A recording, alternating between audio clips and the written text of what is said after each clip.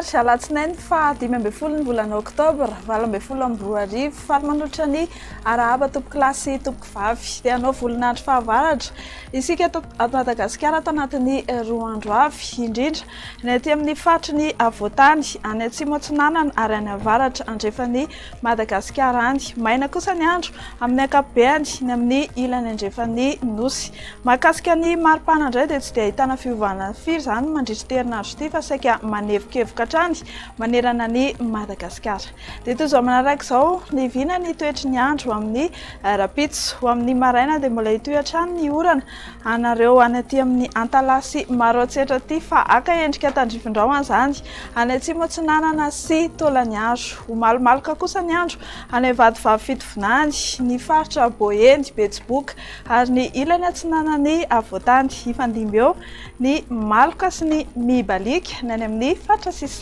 mandritra ny tolakandro izay dia hipoitra eto sy eroa ny orana anoram-baratra zao ohatra ny any amin'ny faritry betsiboka iny mahazo any aloatra mangory sy ny faritany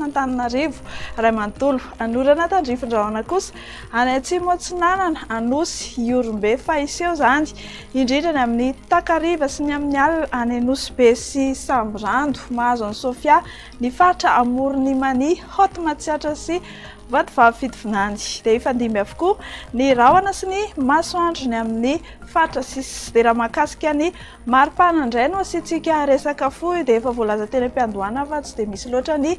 fiovana firy ho amin'ny rapitso maraina zao dia 12 hatramin'ny 14 degré celsius ny aty amin'ny faritry ny avoatany ny faritany antsiranana dia manodidina ny 20 na 12 degré celsius ny faritany mahajanga kosa 13 hatramin'ny 15 degré